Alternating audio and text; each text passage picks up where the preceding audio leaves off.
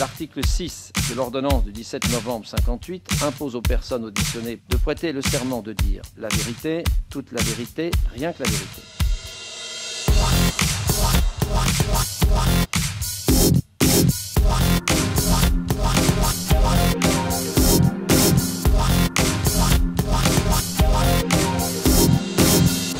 Est-ce que vous voulez bien vous lever, lever la main droite et dire « je le jure ». Et bonsoir à tous, bienvenue sur Parole d'Honneur Radio, la radio antiraciste et décoloniale. Alors comme d'habitude, vous pouvez nous suivre soit en direct dans le public de la colonie, d'ailleurs merci à ceux qui ont bravé la grève et qui sont venus nous voir, soit en live sur Facebook, et j'encourage d'ailleurs les auditeurs à liker, à partager la vidéo, mais aussi à commenter et à débattre sur le live. Alors pour cette émission, nous allons parler du mouvement social actuel, du mouvement de grève qui perdure depuis le 5 décembre et qui ne semble pas prêt de s'arrêter puisque les grèves continuent et une nouvelle journée d'action est prévue le 9 janvier. Nous allons donc durant cette émission parler de cela en nous intéressant plus particulièrement au cas des travailleurs indigènes, des travailleurs immigrés ou issus de l'immigration, mais aussi des indigènes en général et de leur place dans ce mouvement social et dans la lutte syndicale en général. Alors pour ce faire, j'ai le plaisir de recevoir tout d'abord Ali Elbaz. Vous êtes militant de l'immigration et membre du GISTI, le groupe d'information et de soutien des immigrés. Bonsoir. Bonsoir. En face de vous se trouve... merci Youssef. En face de vous se trouve Alex Persson. Alex Persson, vous êtes secrétaire général CGT Cheminots de Trappes dans les Yvelines. Bonsoir. Bonsoir Alex Persson. Axel Persson, pardon. Et Youssef Boussouma. Bonsoir. Bonsoir Youssef. C'était pour saisir le micro. Alors Youssef, j'ai le grand plaisir c'est ton retour. Donc Youssef, pour présenter, tu es historien et militant au Parti des Indigènes de la République. Comment ça va? Ça va très bien, enfin ça allait très bien jusqu'à il y a 2 minutes. Non mais bonsoir tout le monde. Bon, tu vas faire l'émission comme ça. Et il y a un dernier invité, pardon, excusez-moi, il y a un dernier invité qui va venir, c'est Bilal, qui est un membre des Gilets jaunes, du collectif des Gilets jaunes de Rungis. Il a un peu du retard à cause de la grève, il va arriver. Donc, avant de rentrer vraiment dans le débat, je vous propose, comme d'habitude, de commencer par la revue d'actualité. Et pour cette revue, on va commencer tout d'abord en parlant des vœux d'Emmanuel Macron prononcés mardi dernier. On ne va pas parler tout de suite des propos qu'il a tenus sur la réforme des retraites et sur le mouvement social. On va garder ça pour le débat. Mais pour le moment, on va se concentrer sur ce qu'il a dit à propos du communautarisme. Donc selon lui, la décennie 2020 doit être celle de l'unité nationale. Et il a déclaré qu'il lutterait avec détermination contre les forces qui minent l'unité nationale. Donc il a promis là de prendre des décisions dans les prochaines semaines contre ça. Et il fait nul doute que ce qu'il appelle le communautarisme, c'est en fait, en gros, les Noirs, les Arabes et les musulmans. Donc qu'est-ce que vous pensez de ça et qu'est-ce qu'il est capable de faire comme proposition pour lutter contre ça? Qui veut commencer?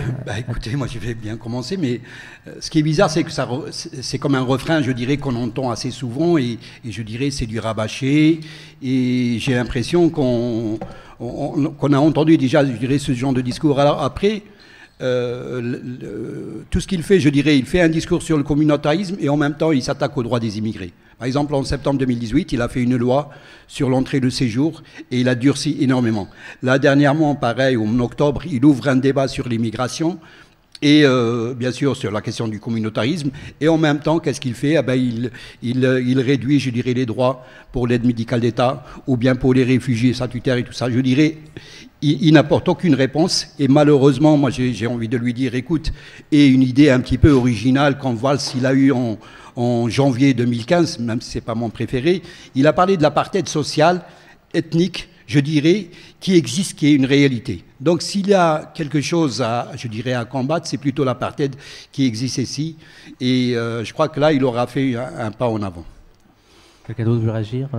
Axel? Disons, sans spéculer vraiment sur les décisions qui vont être prises, si on se rappelle avant que la grève qu'elle ait commencé, donc c'est un peu éclipsé cette question, mais juste avant la grève, il y avait toute une polémique récurrente en effet, notamment sur les voiles des mamans accompagnatrices scolaires. Donc après, c'était un peu éclipsé juste pendant la grève dans les médias, mais si on se souvient, si on analyse bien, évidemment, il y avait l'extrême droite classique, entre guillemets, qui menait sa campagne habituelle, mais les représentants du gouvernement, eux, sans tout à fait reprendre les mêmes propos que le Rassemblement national, disaient quand même que le problème, c'était quand même le voile. Alors ils n'avaient pas forcément la même réponse à apporter que le RN est très exactement au niveau de la loi, mais on peut imaginer que ce sera une des pistes sur lesquelles ils vont, comme ils disent eux, entre guillemets, travailler pour les semaines à venir, puisque c'était ça ce qui était d'actualité juste avant que la grève commence dans les médias, c'était ça qui était assez récurrent. D'ailleurs, la grève n'arrête pas le communautarisme. C'est son valoir, d'ailleurs, il a une influence dans la RATP notamment. Bien sûr, c'est ce qu'on va voir pendant le débat. Est-ce que tu veux rajouter quelque chose, Youssef ? Effectivement, il vient donc d'ajuster son discours. Macron, qui donnait le sentiment au départ de s'écarter des logorées verbales de Hollande, de Sarkozy, contre les musulmans, etc. Finalement, il a inscrit de façon définitive, j'ai l'impression, ce discours contre l'immigration, contre le communautarisme. On sait très bien que l'expression communautarisme est un faux-né, hein, il s'agit de parler des musulmans avant toute chose. Et donc, si Macron dit cela, c'est pas un problème de personne. Ça veut dire qu'il existe au sein des structures étatiques françaises, eh bien, il existe des forces qui poussent dans ce sens. C'est parce que Macron, c'est pas Macron en tant que tel. Ça veut dire il se fait l'écho, il se fait le porte-voix de ceux qui ont besoin de donner comme lecture du monde et de la France actuellement, qui ont besoin de mettre en avant, encore une fois, les musulmans. C'est inquiétant parce que c'est en train de s'enquister de façon définitive. Dans son discours. Pour la deuxième actualité, on va quitter la France et on va se diriger au Maroc pour parler de la libération d'Omar Radi il y a quelques jours. Alors, pour résumer un peu, pour ceux qui ne connaissent pas l'affaire, Omar Radi, c'est un journaliste indépendant et un militant assez connu au Maroc. Il a été arrêté le 26 décembre suite à un tweet qui remonte au mois d'avril, ce qui a provoqué une vaste mobilisation au Maroc et sur les réseaux sociaux pour exiger que Omar Radi soit libéré. Et ce fut le cas donc il y a quelques jours. Mais le combat contre les procès politiques et d'opinion est loin d'être terminé au Maroc, parce que Omar Radi n'est pas un cas isolé. Il a même plutôt, on va dire, servi de symbole pour condamner la répression qui touche de nombreux militants au Maroc. Est-ce que vous ajoutez un mot ? Malheureusement, comme vous l'avez dit, ça n'arrête pas. On a eu les Hirak du RIF, on a eu le Harak de Jrada, on a eu des youtubeurs, on a eu, je dirais, des chanteurs, on a eu des jeunes lycéens dernièrement qui ont été condamnés à 3 ans de prison. Enfin bon, je dirais, il y a toute une série de militants, il y a un harcèlement, je dirais, particulièrement contre toutes les personnes qui sont journalistes, soit qui diffusent une information qui est contraire aux intérêts du palais, sont systématiquement harcelés, condamnés. Et juste pour votre information, le Maroc, je crois, il est classé au 135e État sur 180 pays sur la question de la liberté de la presse. Ça veut dire que vraiment, il n'y a plus de marge. On a l'impression qu'on retourne aux années de plomb des années 80, je dirais 70-80, du temps de son père. Il y a un durcissement inimaginable. Juste une anecdote, hier, j'étais chez un beau-frère et je regarde, il y a un tournoi de foot, moi 1m6. Avant, c'était tenu par le Cheikh Zayed. C'est avec des centaines de millions d'euros, je dirais, qui sont donnés. 1m6, il y a son nom, je dirais. Donc, il a pris la place du Cheikh Zayed. Donc, il a des moyens, je dirais, pour s'enjoliver, pour enjoliver son image de marque. Et par ailleurs, il y a la matraque, je dirais, pour tout ce qui s'oppose. Quelqu'un veut ajouter un point, Youssef ? Oui, non, effectivement, c'est ce que Ali dit. On se croirait revenu aux années terribles de Hassan II. Et en tout cas, on peut se réjouir évidemment de cette libération. Mais beaucoup de monde reste encore dans les geôles.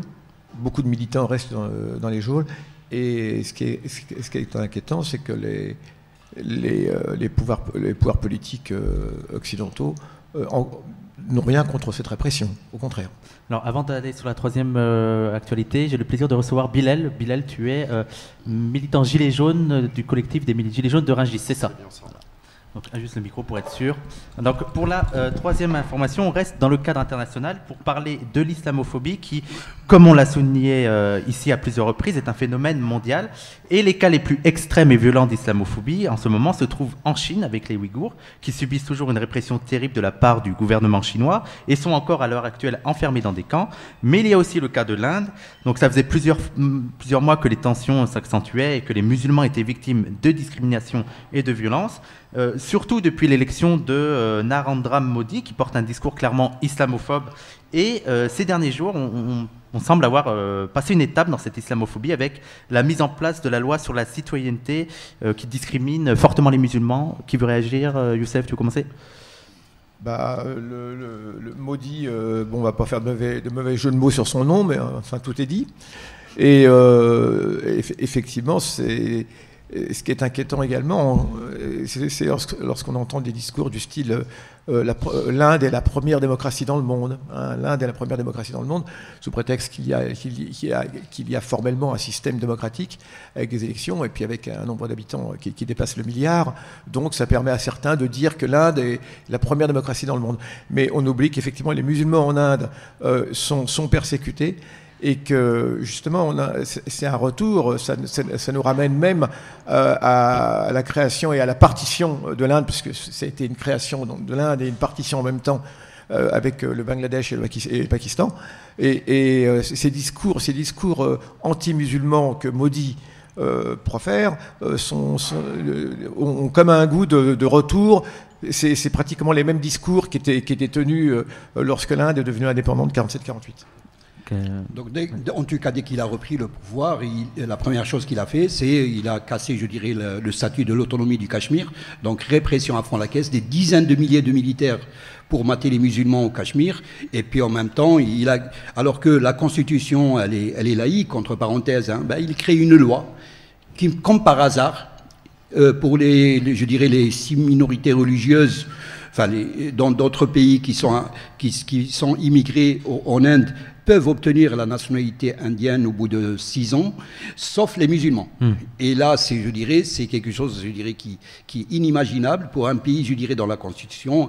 Elle se dit laïque, mais bon, sur le plan de la laïcité, vous allez me dire, on a vu beaucoup d'autres pays comme la France qui instrumentalise, je dirais, la laïcité pour des raisons politiques. Il n'y a pas que seulement, malheureusement, en Inde, on a vu en Birmanie, en Chine, enfin, en tous les cas, il n'est pas bon d'être musulman par ces temps qui courent. L'islamophobie, c'est quelque chose qui commence à être partagé. On sait bien que quand Trump il a pris le pouvoir aux États-Unis, la première chose qu'il a fait, c'est interdire l'entrée à des ressortissants de pays musulmans. Donc je dirais que c'est quelque chose qui, malheureusement, concerne presque toutes les parties du globe. Vous voulez ajouter un mot ? Alors on va passer enfin, pour terminer, il est impossible de ne pas parler du conflit qui oppose l'Iran et les États-Unis. Depuis l'élection de Trump, les tensions se sont accentuées entre les deux pays. Trump se montrant particulièrement agressif à l'égard de l'Iran, et les deux pays se livrent une guerre économique, mais aussi une guerre indirecte sur plusieurs territoires, dont notamment l'Irak. Et ce jeudi 3 janvier, on a passé un cap dans l'escalade des tensions avec l'assassinat, commandé directement par Trump, du général Qassem Soleimani, qui était le chef de la force Quds des gardiens de la Révolution, et une personnalité extrêmement importante et respectée en Iran. Alors, pour certains, c'est une vraie déclaration de guerre de la part des États-Unis, et pour certains, on est au bord de la guerre. Qu'est-ce que vous en pensez? Est-ce que vraiment on est au bord du conflit? Comme on peut voir là, il y a eu une escalade ces derniers jours. Il y a eu le meurtre, l'assassinat du général Soleimani. Après ce qu'on pense du régime iranien, il a quand même ramené une certaine stabilité au niveau de... Voilà, il a combattu Daesh, il a été sur le terrain, il a reçu une balle. Il a il a une certaine légitimité. Je pense que c'était la personne qu'il fallait vraiment, mais vraiment pas toucher. D'accord. Ouais, symboliquement, pour les Iraniens, c'était...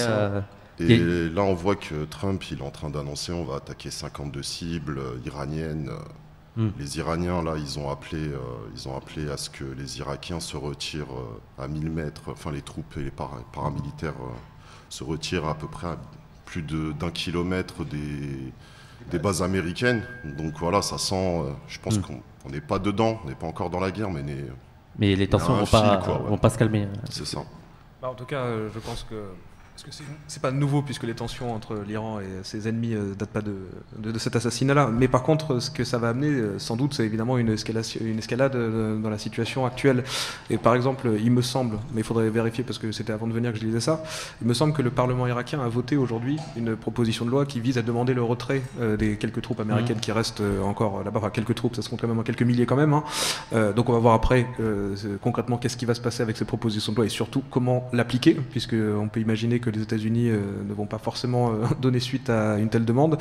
Mais en tout cas, oui, ça va poser y compris des responsabilités pour le mouvement ouvrier, puisque en tant que militant ouvrier, sur la question de la guerre, qui souvent est occultée ou du moins est passée au second plan, mais qui ne peut pas être déliée des combats qu'on mène actuellement, et sur la question de la guerre. Donc ça posera quelques responsabilités pour le mouvement ouvrier dans les semaines qui viennent. Oui.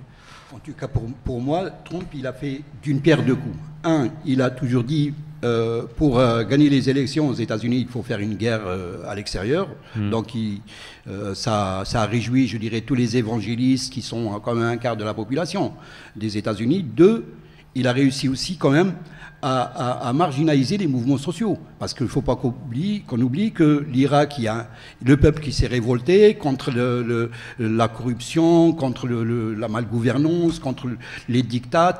Au Liban, c'est pareil. J'en suis sûr et certain qu'avec cette guerre-là, ces mouvements, je dirais, de protestation vont être marginalisés, malheureusement, au détriment d'une guerre qui s'annonce. Youssef, toi, on a parlé en off, il y a aussi beaucoup là sur les réseaux sociaux s'amusent du fait qu'une troisième guerre mondiale serait possible. Pour toi, c'est complètement inimaginable. Les gens manipulent des concepts. La troisième guerre mondiale. La troisième guerre mondiale, elle a commencé en 1945. Je veux dire, nous sommes en plein dedans. Elle a une autre physionomie que les guerres habituelles. Une chose est certaine, eh bien, nous sommes encore au début de cette affaire. Il y a beaucoup d'inconnus dans l'assassinat de Soleimani. On parle du fait que Soleimani aurait eu un message, était porteur d'un message destiné aux autorités iraniennes et émanant d'Arabie Saoudite. Un message visant à normaliser les relations entre... Donc on comprend bien entre l'Arabie Saoudite et l'Iran. On a vu que le ministre des Affaires étrangères émirati, qui d'habitude n'est pas spécialement un grand ami de l'Iran, a présenté spontanément des condoléances pour l'assassinat de Soleimani.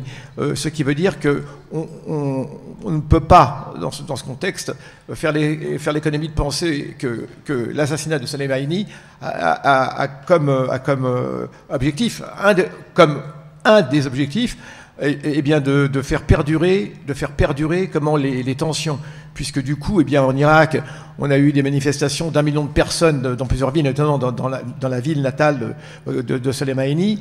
1 million de personnes, on a un mouvement gigantesque qui, effectivement, Ali vient de le dire, a mis au second plan le mouvement social en Irak. Du coup, il est évident que Trump... C'est encore compliqué de savoir, parce que certes, les Américains veulent la guerre, on a besoin de la guerre pour se faire réélire, mais en même temps, c'est une guerre zéro mort, une guerre à condition qu'il n'y ait pas de mort. Donc Trump est actuellement en train de se dire quelle va être la réplique de l'Iran. L'Iran ne peut pas ne pas répliquer, c'est évident, parce que c'est un niveau beaucoup trop haut. Si on dit Soleimani, demain ça va être Nasrallah, ou ça va être... d'autres. Donc du coup, je crois que l'Iran va répliquer, on ne sait pas encore comment. Ça se fera d'une façon qui pourra être étonnante ou pas directement liée à l'Iran, mais c'est évident. Quant à la guerre, je crois que les États-Unis ont besoin de la guerre. Mais bon, je pense que notre principale préoccupation à nous, ce sont les souffrances des peuples. Les souffrances des peuples de cette région qui n'arrêtent pas de connaître la guerre depuis des décennies. On pourrait le dire depuis les accords Sykes-Picot, ça ne finit jamais. Et en tout cas, l'Occident a des responsabilités. Et l'Union européenne, effectivement, l'Union européenne ne dit mot. Ça veut dire qu'elle va s'abaisser, ou alors elle s'apprête à suivre comment les États-Unis dans une aventure. Voilà, tout cela est très très compliqué. Et on va rentrer dans le débat enfin. Donc on va maintenant parler du mouvement social actuel. Donc depuis le 5 décembre, la France connaît un mouvement de grève très important, sûrement le plus important depuis 1995. Et il n'est pas prêt de s'arrêter puisque la grève continue et des journées de mobilisation sont prévues dans les prochains jours. Et l'élément qui a déclenché cette grève, c'est la réforme des retraites imaginée par le gouvernement de Macron. Alors avant de rentrer de manière plus précise dans le débat et sur les thèmes qui nous intéressent plus particulièrement, est-ce que vous, Axel Persson, qui êtes syndicaliste à la CGT, est fortement mobilisé dans la grève, vous pouvez nous expliquer pourquoi cette réforme des retraites est un scandale et quel mérite qu'on se batte contre elle ? Disons que contrairement d'ailleurs à ce qui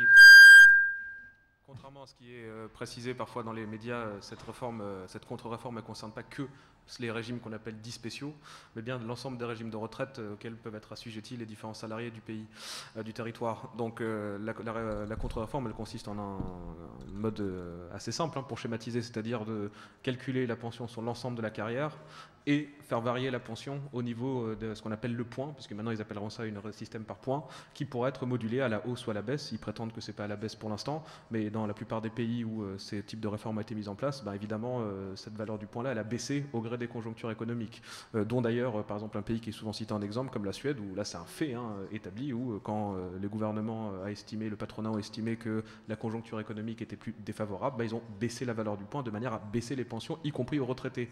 Donc pour schématiser, c'est un mode de calcul des pensions qui est plus défavorable que ce qui existe actuellement pour l'ensemble des régimes, et c'est aussi avec ce qu'on appelle l'âge pivot, là c'est une volonté tout simplement de rapprocher l'âge de départ de retraite effectif de celui de la mort, puisque c'est ça un peu le débat qu'ils posent. Souvent ils disent l'espérance de vie a augmenté. Déjà, on peut le contester parce que l'espérance de vie en bonne santé, elle a plutôt tendance à stagner, elle est largement inférieure à l'espérance de vie.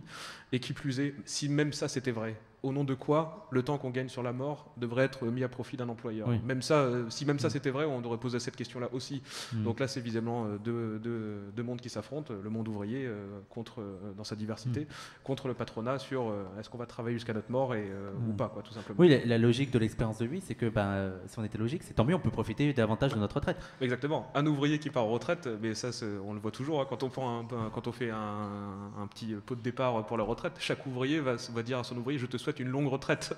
Donc nous, on a envie, bonne et heureuse retraite, une longue retraite, on a envie de passer du temps à la retraite. Nos adversaires, nos ennemis nous disent, ah non, c'est un problème que vous passiez trop de temps à la retraite. Nous, on dit que c'est pas un problème, au contraire, mais c'est présenté comme un problème. C'est assez cynique comme problématique, la façon dont posent nos ennemis la question. Mais est-ce qu'on peut expliquer un tel mouvement social seulement par le simple scandale des réformes? Est-ce que c'est pas aussi le fait que ce soit un énième coup porté contre l'État social qui explique que la grève soit si suivie que, en gros, ça c'est un peu plus globalement une lutte contre le néolibéralisme qui est là. Bilal, qu'est-ce que tu en penses?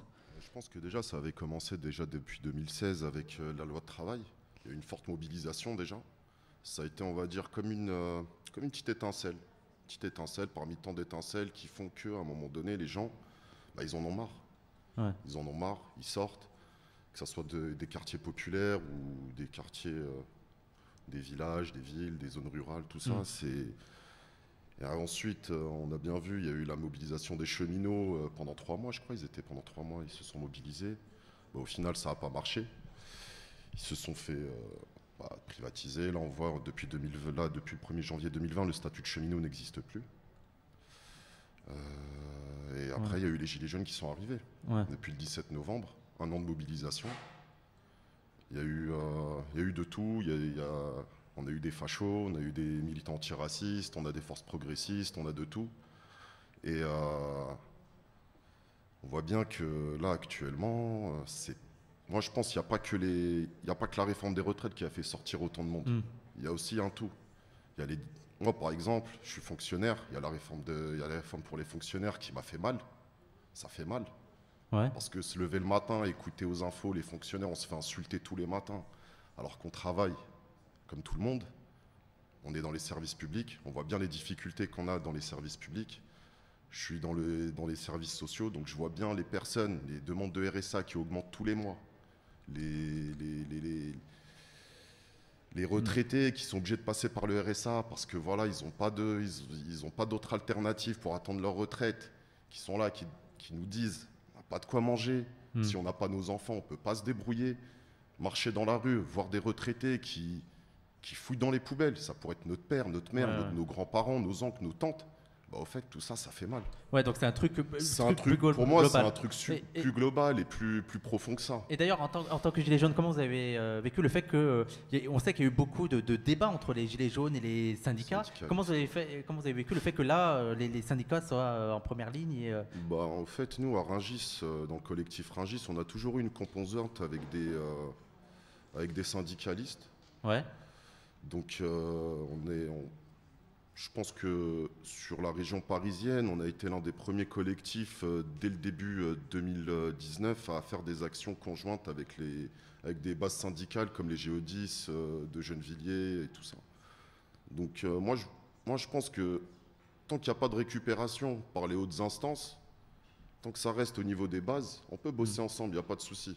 Parce qu'en fait, il n'y a pas de récupération politique ou autre. Après, on est obligé de bosser ensemble. Si on veut avoir un avenir commun et essayer d'aller dans le bon sens, on ne peut pas se tirer dans les pattes, c'est pas possible. Tu partages cet avis, Youssef, et le fait que c'est pas vraiment la réforme des retraites, c'est vraiment un truc plus large Ce qui se passe, c'est que on a le sentiment que le capital est mécontent de l'allongement de la durée de vie. Et en fait, ces salauds d'ouvriers, ils commettent l'affront de vivre plus longtemps par rapport à l'argent qu'on est prêt à destiner à leur retraite. Et non, je crois qu'effectivement, cela démontre que le gouvernement actuel est dans la droite ligne de l'offensive du patronat.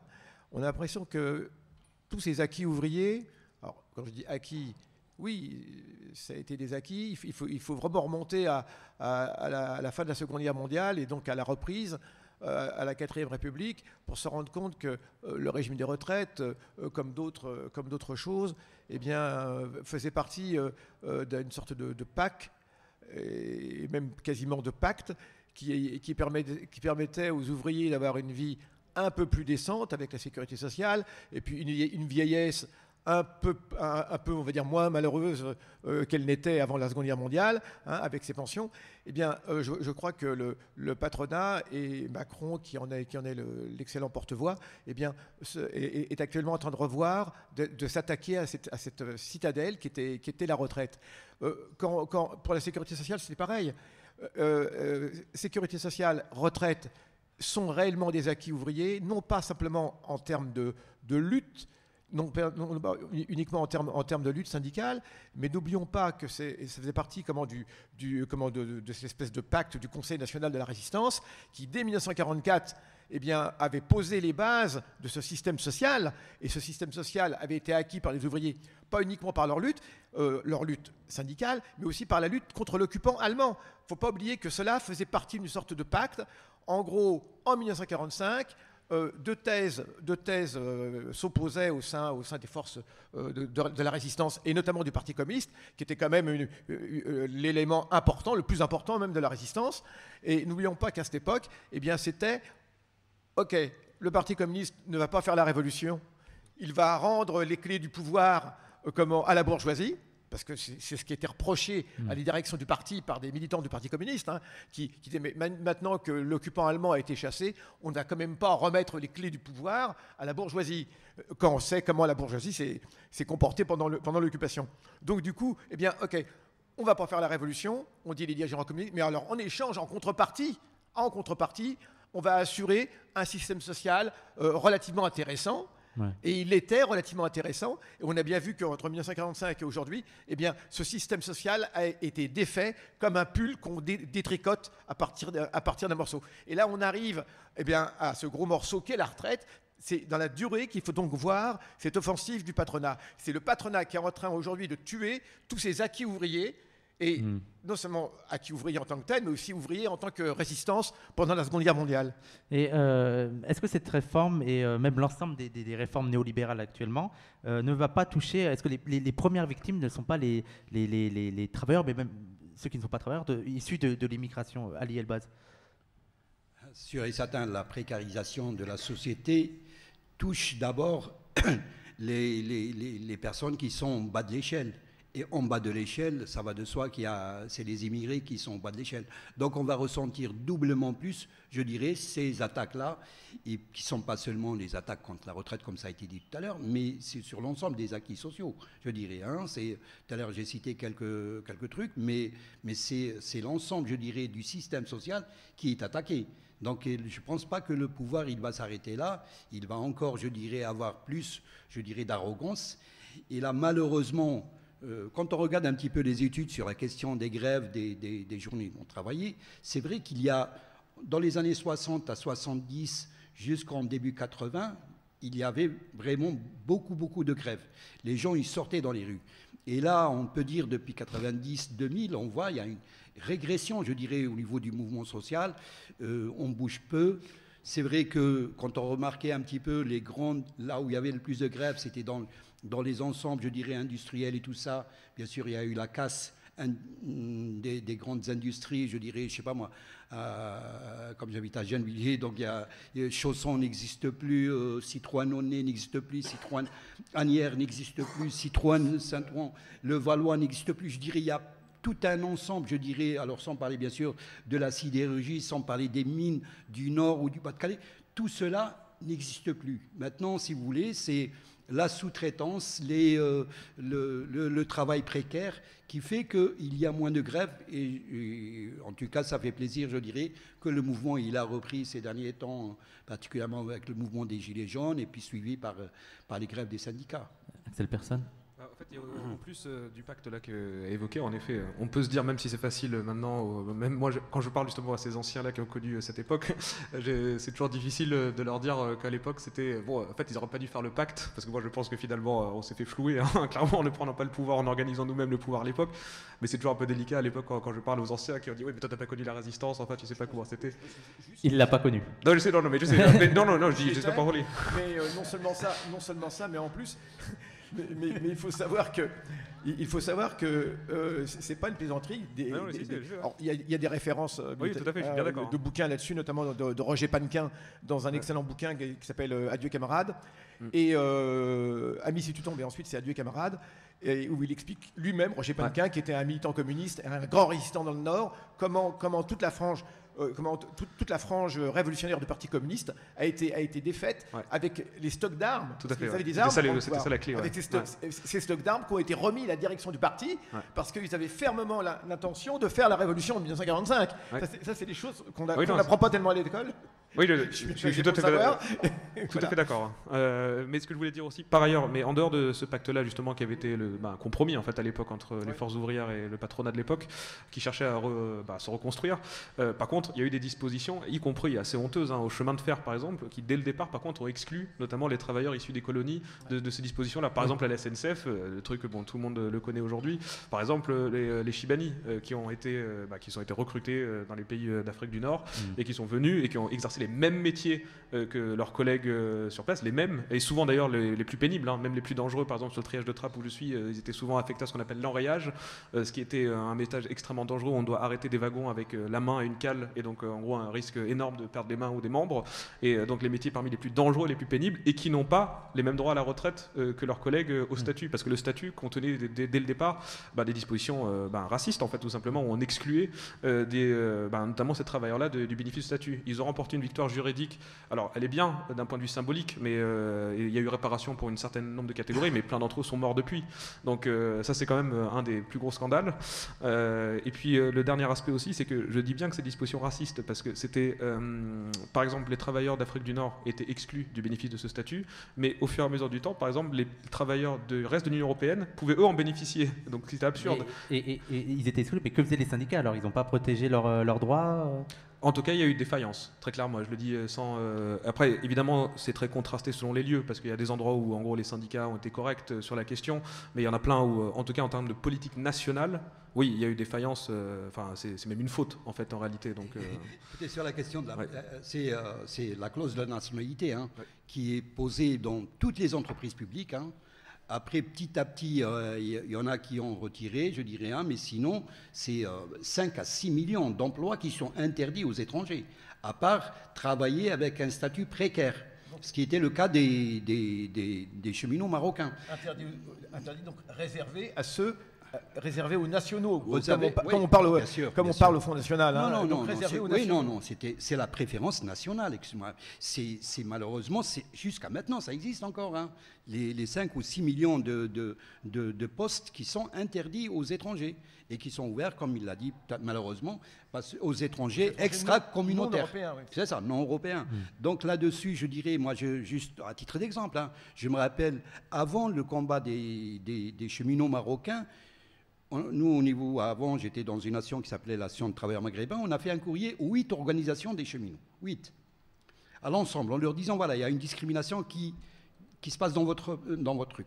Aucune organisation syndicale n'a répondu. Ok. C'était quand cette... C'était avant la démarche au niveau des prud'hommes. Tout ce que faisait, je dirais, bon, il y avait le syndicat Sud qui prêtait des locaux et tout ça, mais bon, ça n'empêche pas. Les cheminots marocains, pareil, ils en ont fait tout un tas des interventions, des occupations, des manifs et tout ça. Malheureusement, ils étaient très très peu soutenus par l'ensemble des syndicats. Mais ça, c'est pas la première ni la dernière. Moi, je me rappelle, les mineurs marocains du Nord, pendant des années, de 63 jusqu'en 80, ils travaillaient avec un statut bidon de type contrat de 18 mois. Jamais les organisations syndicales n'ont bougé le doigt pour leur dire, écoutez, vous avez travaillé pendant des années, pendant 18 mois. Ça suffit que, en Moselle, il a suffi que les mineurs eux-mêmes prennent leur affaire en main, déclenchent une grève. Et là-dessus, bon, bien sûr, les syndicats, ils ont soutenu. Mais ce n'est pas les mineurs marocains qui ont pris leur affaire en main en faisant des piquets de grève, en ne bougeant pas. Et à partir de là, ils ont obtenu le statut du mineur. Et je vous assure qu'il n'y avait pas que le patronat d'un côté, il y avait aussi les consulats marocains qui refusaient aussi. Ils voulaient maintenir aussi cette main-d'œuvre, je dirais, sous l'emprise du patronat. Donc, tu avais des complicités aussi, malheureusement, des gouvernants des pays d'origine. Pour les grèves de Poissy, on l'avait vu, ça, notamment. Et est-ce que pour lutter contre ça, apparemment, il y a eu un traitement parfois raciste de la part des syndicats ou qui n'ont pas pris en compte les premières ratios, est-ce que les indigènes eux-mêmes, dans le passé, avant de revenir au cas de la grève actuelle, dans le passé, se sont organisés par eux-mêmes en créant, je sais pas, des syndicats ou... Oui. Le mouvement des travailleurs arabes, entre autres. Oui, bon, à part bien sûr la dynamique du mouvement de travail arabe dans les années 70, nous on a toujours privilégié, en tous les cas moi j'étais associatif, donc et en même temps par ailleurs j'étais bien sûr syndicat. Nous notre truc c'est engagez-vous dans les organisations syndicales, CGT, CFDT ou n'importe, mais en tous les cas engagez-vous. Et menez de l'intérieur de ces syndicats-là des luttes. Et je vous assure que des fois, plusieurs fois, on sait bien, les syndicats globalement, les OS, les ouvriers ne les intéressent pas. Les ouvriers qualifiés, d'accord. Par exemple, la CGT, elle était bien, excuse-moi de vous dire, elle était que chez les ouvriers qualifiés. La crème, je dirais, des ouvriers, mais pas les OS, pas les manœuvres. Dès qu'ils déclenchaient les grèves, ils ne comprenaient pas. Pourquoi ces OS, ces immigrés, ils bougent. Et là, on a eu plusieurs luttes dans lesquelles on ne voyait que des Maghrébins. Moi, je ne sais pas, parce que j'ai suivi un petit peu la grève des usines de chaussons, où on voyait bien que, y compris des fois les syndicats, quand ils voyaient que les immigrés ils voulaient maintenir la lutte, et c'est automatiquement, je dirais, d'abréger ces luttes-là, en négociant. Le cas de Talbot, c'était pareil. Talbot-Poissy, les immigrés à la CGT, il y avait 4000 membres. À la CFDT, il y avait 1000 membres. La CGT, dès qu'ils ont vu que les immigrés, ils bougeaient, c'est vrai qu'à cette période-là, il y avait un maire communiste, enfin, un ministre communiste. Ils ont dit, bon voilà, on va faire un plan social, acceptez-le, on n'a pas d'autre choix. D'accord ? Et les immigrés, je dirais, ils ont été, ils ont senti comme un coup de poignard dans le dos de la part de leurs syndicats, qui acceptent globalement, c'est quoi ? C'est le licenciement des milliers de personnes. Et ça, on l'a dans plusieurs parties, je dirais, dans plusieurs luttes.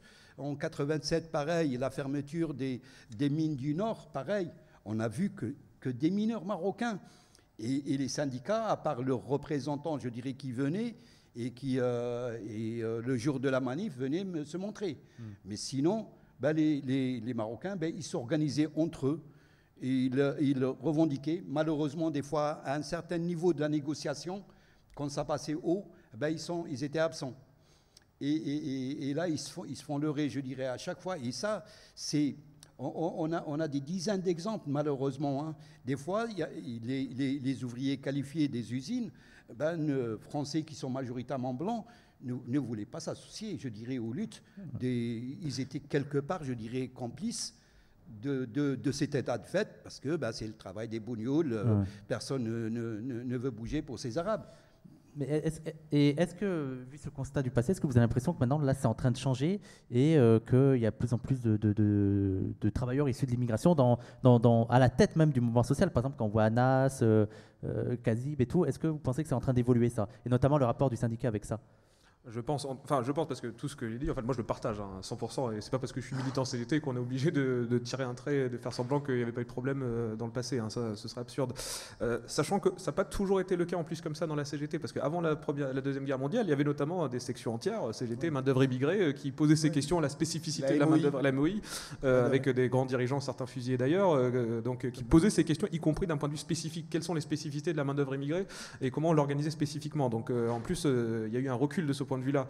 Par contre, aujourd'hui, même si on n'est pas à ce niveau-là d'organisation, oui, je pense que ça a quand même eu tendance à changer. En tout cas, je l'espère, parce que là, par exemple, où j'interviens, on a cette préoccupation, en tout cas. Et par exemple, on peut aussi le nuancer un peu récemment. Par exemple, la CGT, c'est pas le seul, faut pas non plus faire patriotisme d'organisation, mais par exemple, là, un nombre assez conséquent de travailleurs, par exemple, sans papier, qui s'organisent dans la CGT, qui mènent des grèves, victorieuses d'ailleurs, et y compris où, quand elles ont lieu, là, pour le coup, je peux en témoigner, on reçoit notamment des appels des structures pour dire il faut appuyer ces luttes, il faut les financer s'il y a besoin pour la caisse de grève, il faut mettre à disposition des militants, y compris des moyens, et ils sollicitent notamment les syndicats cheminots qui ont un peu de moyens pour dire mettez à disposition des moyens pour cette lutte. Donc de ce point de vue-là, je pense quand même qu'il y a eu des progrès. D'ailleurs, du point de vue des sans-papiers, il y a eu ceux de Chronopost à Alfortville qui ont eu Alfortville, c'est pour ça qu'il n'y avait pas que victoire. nous, parce que eux c'était plutôt organisé autour de Sud, donc c'est pour ça que je disais il n'y a pas que nous évidemment, c'est juste que CGT c'est un peu plus gros, donc il y a plus de monde, mais il n'y a pas que nous évidemment, de ce point de vue-là. Ouais. Tu partages le même avis, Bilal, qu'il y a beaucoup plus de Noirs et d'Arabes dans le mouvement social et que c'est en train de changer le rapport des organisations de gauche? Là, on le voit dans les images. Après, est-ce que Anas, c'est pas juste l'arbre qui cache la forêt? C'est ça, là, il porte bien le mouvement, tout ça, mais il faut qu'il y ait d'autres têtes qui sortent. Parce que si on laisse à chaque fois les personnes, on va dire, blanches, tout le temps prendre les décisions, au final, c'est nous, on est floués. Et on le voit. Je peux vous donner des exemples. J'ai des gens dans ma famille qui sont diplômés, pour trouver un travail, ils ont été obligés de mettre un autre prénom sur leur CV. Ils ont été pris. Juste pour un entretien. Donc, quand on fait 7 ou 6 ans d'études après le bac, être obligé de mentir sur rien que son prénom, donc son identité, son origine, c'est dur.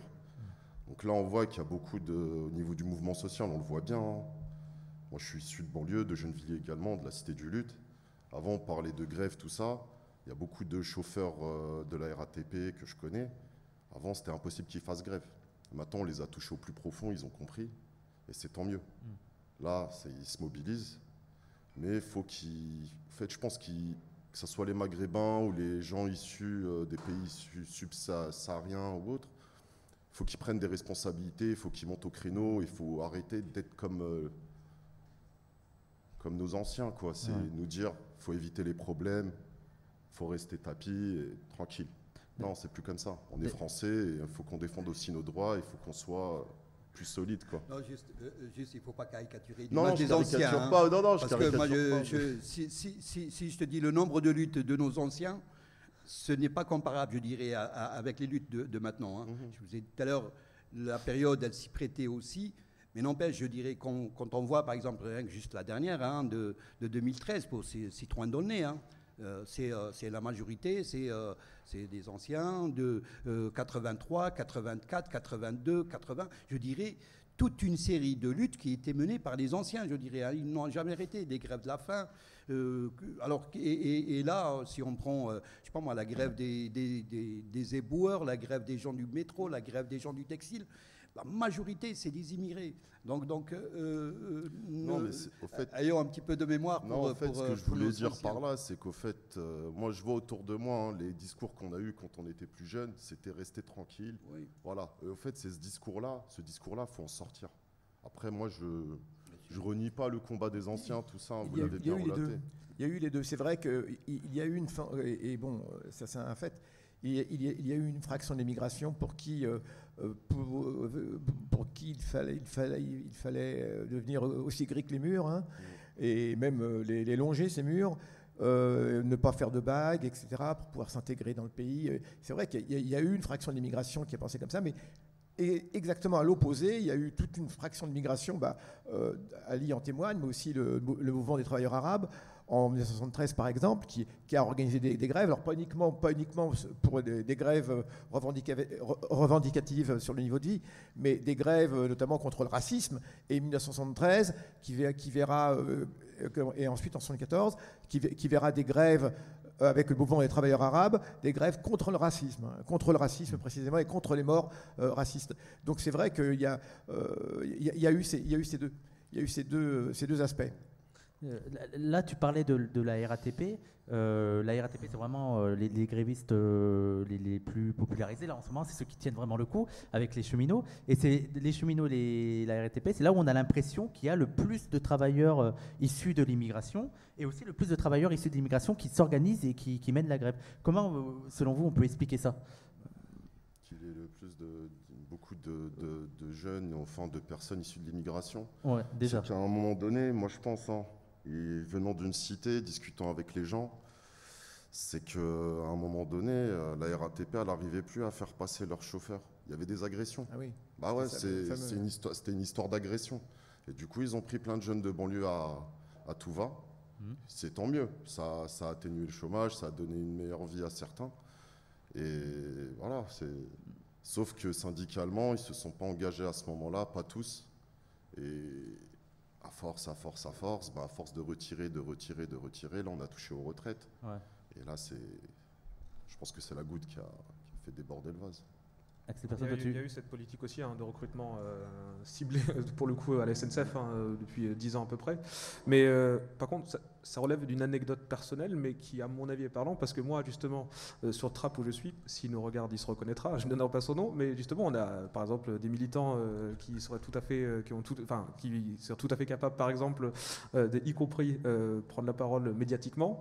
Et il a été proposé par exemple à un de nos camarades qui vient de la cité de la Verrière à côté, et une des réponses, ça m'a un peu surpris. Il m'a dit non, mais je pense pas que c'est une bonne idée parce que comme je porte la barbe, tout ça, ça donne pas une mauvaise image. Donc j'étais un peu étonné en fait de la réponse qu'il a été donnée, mais je pense qu'on va le surmonter. Mais ça fait partie aussi des choses que je me suis rendu compte en fait, y compris de la part du concerné en l'occurrence. Bon après, je pense que ça va, on va le dépasser. Mais c'est aussi quelque chose que j'ai remarqué, notamment chez un de nos camarades grévistes, sur lequel on fonde collectivement beaucoup d'espoir et qu'on aimerait bien en fait qu'ils se mettent un peu plus en avant. Mais par-delà cette question-là, en fait, on va dire dans les travailleurs dont les parents ont immigré mais qui sont nés en France, qui sont donc issus de, comme on dit, issus de l'immigration pour reprendre le terme, eux, par exemple, ils sont engagés. Je ne vois pas forcément de différence. Ils sont engagés au même niveau, disons, d'intensité de la lutte que tous les autres, que l'ensemble du corps cheminot. Par contre, avec aussi cette conscience qui pèse un peu sur leur épaule, notamment parce que beaucoup de leurs parents étaient soit Chibani ou quand on dit chez nous Chibani, je parlais chez nous cheminot, on réduit un peu le terme, mais souvent Chibani, chez nous, ça veut dire le travailleur marocain cheminot qui n'avait pas le même statut.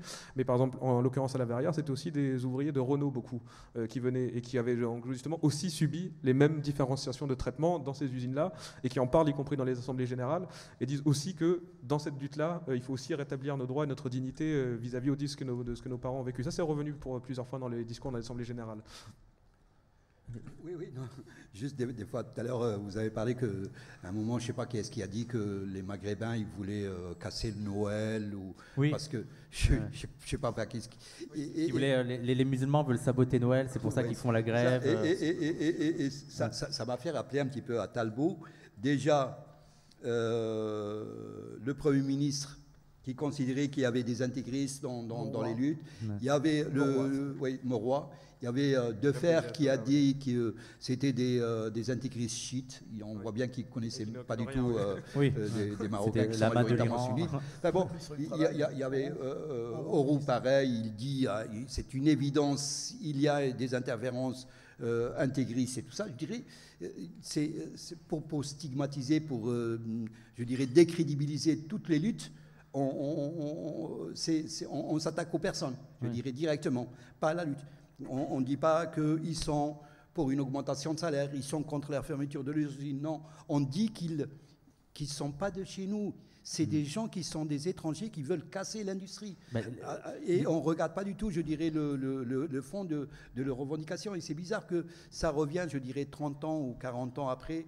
Et ça s'est même radicalisé. Je veux dire, Anas Kazib, c'est ça, qui est décrit là dernièrement, hier, je crois, comme un salafiste de la grève. Qu'est-ce que tu en penses?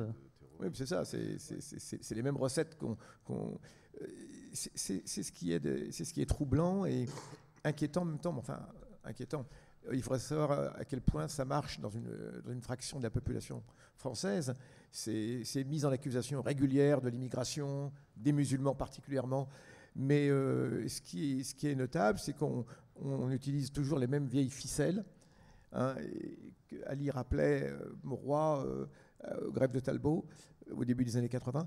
On utilise toujours les mêmes vieilles ficelles. Alors, il faudrait voir si ça marche effectivement, mais je ne pense pas, parce qu'actuellement, la grève, cette grève aujourd'hui qui a lieu, elle est soutenue encore par une majorité des habitants de ce pays. Et ça c'est une bonne chose. Un grand nombre de personnes se rendent compte qu'effectivement, c'est le dernier bastion qui est en train d'être démoli, et si jamais on laisse faire, voilà. Je pense que je ne pense pas que ça ait marché spécialement actuellement. Hein. En tout cas, que ces appels à la différenciation et ce communautarisme, parce qu'effectivement, on a affaire à un communautarisme, c'est un communautarisme blanc dans ce cas-là. Mais je voulais aussi préciser, parce que là, on n'en a pas forcément parlé, parce que ça n'a pas été mis en avant pendant la grève là qu'on a engagée, mais par exemple au chemin de fer, mais je suis sûr que ça te paraît dans d'autres grandes entreprises, notamment là où il y a une contestation sociale qui s'exprime. Par exemple, au chemin de fer en ce moment, il y a une offensive en interne dans l'entreprise qui vise particulièrement les travailleurs musulmans. Par exemple, concrètement, ça se manifeste, par exemple, il y a une des notes de service. Là, pour l'instant, elles ont été ciblées à Paris-Nord, enfin la région de Paris-Nord, où par exemple, il est dit que, par exemple, faire la prière est ou du moins être perçu comme faisant la prière, parce que c'est un signe très vague, et contreviendrait au règlement établi par l'employeur et serait donc passible de sanctions aller jusqu'au licenciement.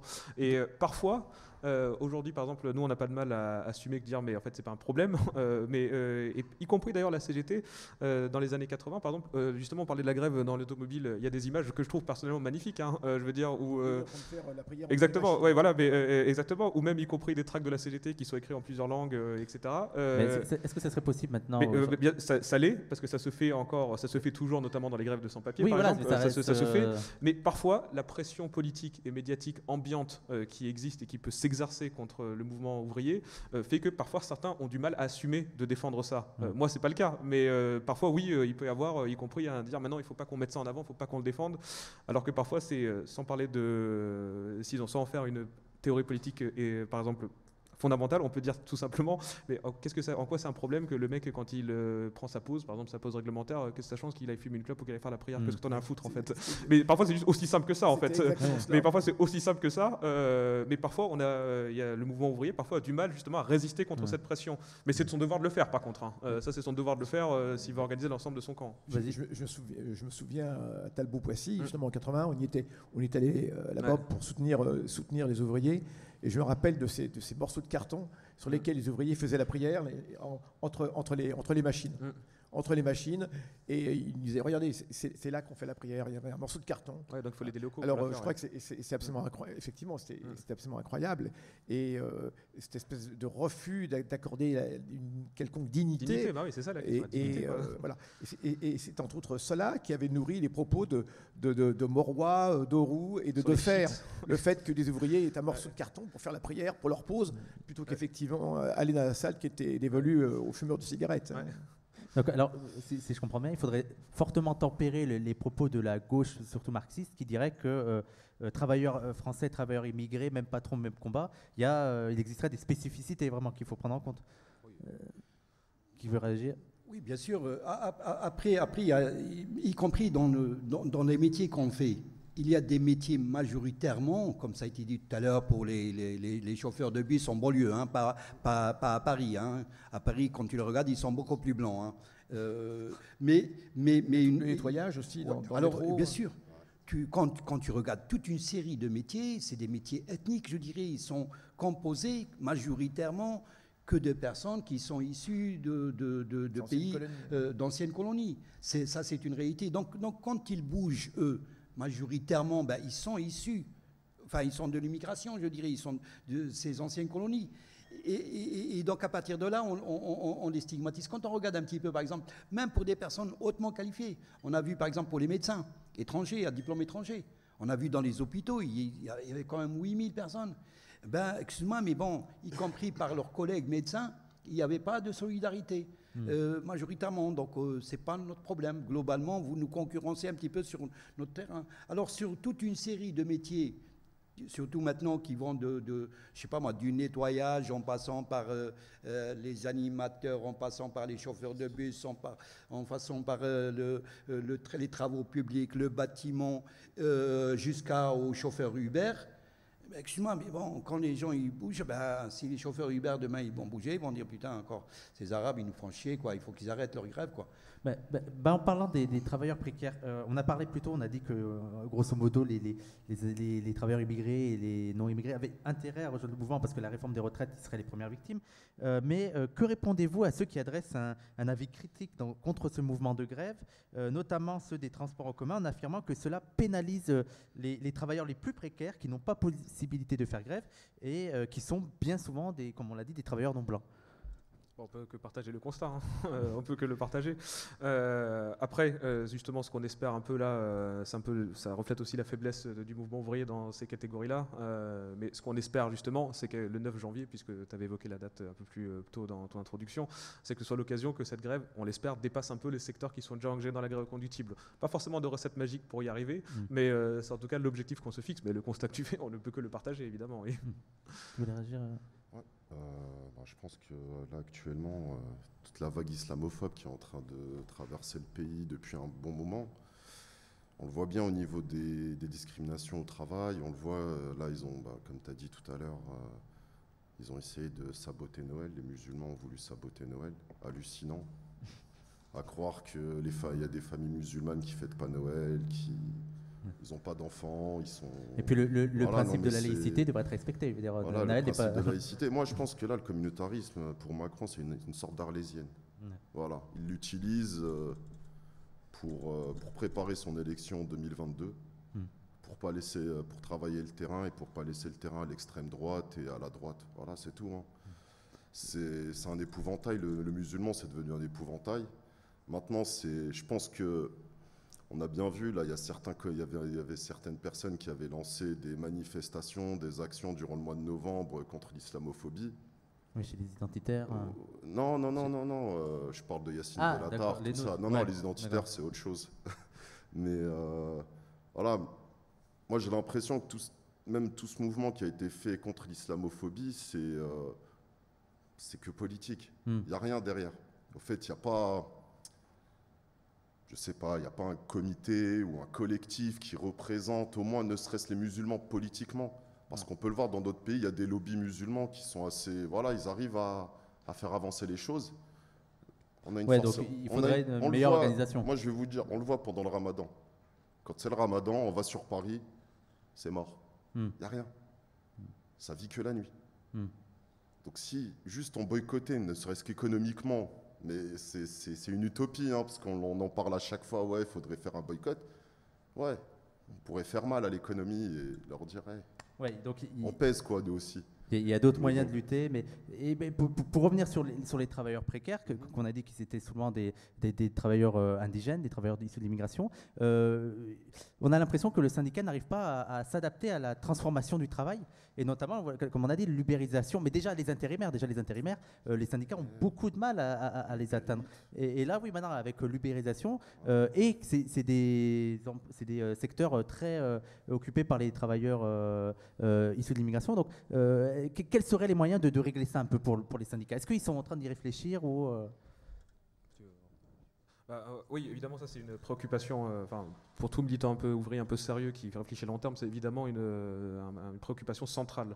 La difficulté, en premier lieu, elle tient avant tout à la précarité des contrats pour organiser les gens, puisque les contrats sont d'une telle précarité que on s'expose très rapidement à la répression patronale dès lors qu'on s'organise. Mais ça ne veut pas dire que c'est une fatalité, parce qu'il y a quand même eu des grèves, par exemple dans le nettoyage, dont on parlait tout à l'heure, qui ont été très dures, très longues, victorieuses. Je pense par exemple aux femmes de ménage d'Honnête, d'ailleurs, qui sont sont juste à côté, puisque elles sont basées sur le réseau de Gare du Nord. Donc c'est pas une fatalité. Pour peu qu'il y ait des militants qui prennent en charge un peu l'organisation du mouvement, qu'il y ait des relais à l'intérieur, c'est pas une fatalité. Mais la plus grosse difficulté avant tout, c'est cette précarité des contrats et le fait qu'ils soient si courts. Par exemple, on en a maintenant à la SNCF, des intérimaires. La plus grosse difficulté en premier lieu pour les organiser, c'est le fait que leur contrat soit tellement court qu'on n'a même pas le temps vraiment d'engager une discussion avant que hop, il soit parti et un autre qui le remplace. Donc ça c'est à la SNCF par exemple, on a des contrats qui durent 5-6 jours parfois dans les ateliers. Donc, j'ai juste un exemple à vous donner. Je travaillais à l'usine à Besançon et je me rappelle il y avait une assemblée générale. Câble de Lyon, non? Non, dans une petite usine. Et en assemblée générale, les gens ils ont décidé de la grève. Je me rappelle toujours, c'était le jeudi. Moi j'étais le seul intérimaire dans la boîte. Donc le lendemain, c'était le mercredi soir, donc le jeudi, comme tout le monde n'allait pas venir, donc moi aussi je ne suis pas venu. Le vendredi matin, à la première heure, le chef il vient me voir, il me dit c'est fin de mission aujourd'hui. Ouais. Donc quand tu es intérimaire, tu es ultra précaire, hein, tu n'as pas le choix, je dirais. Après, la question, pareil, des gens du nettoyage, pareil. Hein. Moi, je sais pas, j'ai mon frère qui travaille dans le nettoyage, il me dit, moi je vois des fois des gens, une fois tous les 2 mois, ils travaillent tous les deux, tout seuls, dans les bureaux, tu nettoies, et après tu te tires, tu fais 2 heures ici, 3 heures ici. Donc il y a vraiment une dispersion, je dirais, avec cette question de sous-traitance, de chez sous-traitance, cette question d'isolement des salariés, y compris, par exemple, tout à l'heure, il a parlé pour les sans-papiers. Pour les sans-papiers, s'ils sont 6, 7, 8 dans une entreprise, une pizzeria, ou je sais pas, dans n'importe, et qui sont tous sans-papiers, ils arrivent à faire une grève. Mais si tu es tout seul dans une entreprise, tu ne peux pas faire grève. Tu dis au patron, je suis sans papier, il faut que vous me régularisez ma situation. Il va te virer sur le champ, il n'y aurait pas d'incidence. Le problème, c'est on n'est plus comme avant, je dirais, dans des grandes entreprises, bien sûr, à part la SNCF ou la RATP, dans les grandes entreprises où il y avait beaucoup de salariés, je dirais, qui étaient statiques et tout ça. Maintenant, je dirais, c'est la dispersion. Travail émietté, un travail en miettes. C'est ça. Et là, on a parlé des travailleurs précaires, mais est-ce que aussi l'une des raisons qui marque une distance entre on va dire les non-blancs, les noirs et les arabes et le syndicat, c'est pas simplement le fait que c'est ceux qui sont le plus souvent au chômage et qui donc marquent forcément une distance, Youssef? Ceux qui sont au chômage, oui, mais cette précarité, de toute façon, cette précarité, elle est hiérarchisée. Il y a toujours plus précaire. Et les derniers arrivés vont être encore plus précaires que les précédents. Et on joue de ces disparités, juste, on hiérarchise cette absence d'égalité, même l'inégalité peut être hiérarchisée. Après, ça pour le coup, ce serait intéressant pour par exemple une autre émission d'inviter par exemple les travailleurs sans papier en grève, parce que ça pour en avoir discuté un peu, puisqu'on en avait une lutte qui était engagée dans les Yvelines avec les travailleurs sans papier, une des stratégies justement pour contourner, parce qu'en effet parfois il y avait des sans papiers isolés dans une entreprise, mais qui s'étaient mis en grève avec ces difficultés-là, et donc pour contrebalancer cet isolement, par exemple les autres sans papiers qui avaient obtenu leur CERFA là, en vue de leur régler leur zone, disaient nous il faut pas qu'on reprenne le travail tant que l'ensemble du collectif ait obtenu ce qu'ils cherchaient, à savoir le CERFA. Et donc ce qui faisait parfois des scènes. Donc c'était des réflexions qu'ils avaient sur comment on fait pour justement essayer de filer le coup de main au copain qui est le plus isolé. Et parfois donc c'était des réflexions qu'ils avaient sur on reste en grève, y compris même si on a eu le CERFA. D'ailleurs parfois le patron en question de la boîte comprenait pas, mais on l'a donné le CERFA. Pourquoi? Bah oui, mais il y a le copain d'à côté en fait qui l'a pas eu. Donc il venait à nombreux, il faisait chier le patron tout simplement jusqu'à ce qu'il lâche le CERFA. Donc ça faisait partie des stratégies. Donc il n'y a pas de fatalité, mais c'est en effet comme il a précisé, c'est très compliqué quand on a des contrats d'une telle durée, et en plus quand on est isolé c'est encore pire quoi. Là c'est le pompon en fait. Vous vouliez ajouter Oui, non, moi je voudrais juste ajouter quelque chose qui à chaque fois on n'arrête pas de dire voilà le système social, la retraite, la France est le meilleur et tout ça, mais moi je veux parler des carences de ce système qui est merveilleux, a priori comme ça. Quand on regarde, parce qu'en moyenne en France ici on a une retraite et une retraite complémentaire. Quand on regarde pour les étrangers, ça ce sont des chiffres officiels du comité de liaison de la sécurité sociale, je dirais, qui a fait en 2017. Quand on regarde un petit peu pour les personnes qui sont retraitées ici en France ou bien dans le pays d'origine, y compris pour les pensions de reversion, on regarde un petit peu pour les Algériens par exemple, il y a 454 000 qui sont retraités et donc qui bénéficient d'une retraite normale, sauf qu'il n'y a que 308 000 qui bénéficient d'une retraite complémentaire. Cela veut dire quoi? Cela veut dire que plus d'un tiers ne bénéficient pas d'une retraite complémentaire alors qu'ils y ont droit. Pour les Marocains, c'est pareil, 106 000 sur 64 000. Donc globalement, les Maghrébins, un tiers de ces personnes. Alors soit par méconnaissance, ils ne font pas la démarche parce qu'il faut faire une démarche, il faut faire une demande, remplir des dossiers et tout ça. Pour la retraite, il faut la retraite complémentaire. Soit des obstructions. Quand vous voulez faire, à chaque fois, on vous demande des papiers. Moi, je sais, par exemple, une personne, que son mari il est décédé, elle demande une allocation de vage, surtout si elle habite au Maghreb. Moi, je sais, au Gisti, on suit énormément de dossiers comme ça. Ça dure des années. Des années. Alors que l'allocation de vage, c'est donné juste pour une période de 2 ans.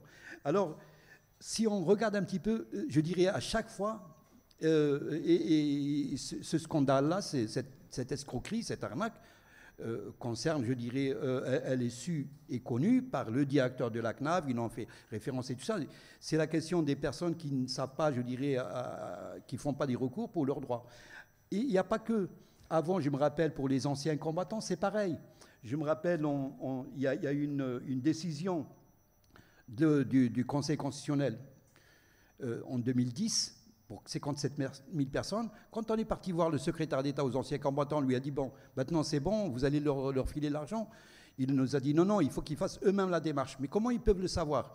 Ils ont dit, ben, il nous faut, nous, on n'a pas un budget de communication, il faut qu'ils aillent dans les consulats regarder les affichettes. Vous imaginez quelqu'un, un vieux ancien combattant à Ouarzazate, se déplacer jusqu'au consulat à Marrakech, rentrer dans le consulat, regarder les panneaux d'affichage et dire, ah, tiens, il y a plus de discrimination, donc je peux faire... Et tu as un kilo de papier. Globalement, même quand il y a une législation meilleure qui tend vers l'égalité, elle n'est pas appliquée. Pourquoi? Parce qu'on ne donne pas l'information aux intéressés.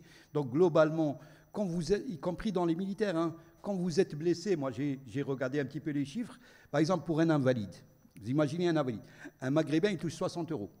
Un Français il touche 680 euros pour une invalidité en moyenne. Pour la retraite, c'est pareil. C'est 80 euros, l'autre il touche 800 euros. Et jusqu'à maintenant, je dirais, bon, bien sûr, les anciens combattants commencent à disparaître, hein, mais en tout cas pour leurs personnes, je dirais, il n'y a pas, je dirais, d'application de ces législations. Donc, systématiquement, alors quand il y a un petit avantage, avant, on n'avait pas le droit à ce qu'on appelle au minimum vieillesse. En 98, on a obtenu l'égalité. Sauf que ces derniers temps, quand vous avez une petite retraite, le minimum vieillesse, il vous complète jusqu'à 860 euros. Donc vous avez 400 euros, on vous complète. Sauf que le problème, c'est qu'il faut que vous résidiez ici en France pendant une durée de 6 mois. Si vous êtes français, vous êtes né en France, il n'y a pas de problème, on ne vous contrôle pas. Mais si vous êtes né à l'étranger, systématiquement on le contrôle. Et là, on vous demande de rembourser toutes les périodes que vous avez touchées. Donc je dis, même concernant la retraite, pour laquelle le sujet aujourd'hui est central, pour les étrangers, particulièrement pour les immigrés, d'une façon générale, pour les Chibani, ben on est encore harcelé, on est encore loin d'avoir l'égalité. Il n'y a même pas besoin de la réforme, il y a déjà de l'égalité pour... Bien sûr. Alors on va toucher à la fin. J'aimerais bien, pour finir, vous qui êtes vraiment engagé dans la grève avec la CGT, est-ce que vous pensez que le mouvement de grève va persister et va réussir vraiment à faire fléchir le gouvernement qui fait tout pour montrer sa fermeté? Oui, après il y a la différence entre la posture du gouvernement et la réalité. Parce que par exemple, en matière de... il affiche qu'il a d'une fermeté inflexible. Ouais. Mais par exemple, en réalité, quand on regarde, il a déjà fait des concessions catégorielles, y compris d'ailleurs aux cheminots. Hein. Alors, ça ne veut pas dire qu'il nous épargne sur la totalité de la contre-réforme, mais une bonne partie de l'effectif se voit complètement, enfin en grande partie épargné. Mais le choix qu'on fait, c'est de dire, bah non, on va continuer parce qu'on ne veut pas que ce soit des concessions catégorielles, on veut vraiment le retrait du projet pour tous. Ouais. Le mouvement peut gagner si, à partir du 9 janvier, il y a des secteurs autres que la RATP et la SNCF qui s'y mettent de façon un peu conséquente, c'est-à-dire au même niveau d'intensité de l'engagement. Là, oui, la situation, on peut gagner non pas des concessions catégorielles pour certaines générations, mais on peut gagner pour tout le monde. Donc c'est un peu ça l'enjeu de la semaine à venir, et là, oui, on peut gagner. Par contre, on ne va pas tenir 2-3 mois seul, ça c'est sûr, mais, le 9 janvier, mais déjà on a tenu un mois, donc certains ne pensaient pas qu'on tiendrait aussi longtemps, et pour l'instant, on va tenir, oui, ça c'est sûr. Et ben merci, on va devoir s'arrêter là, je suis désolé.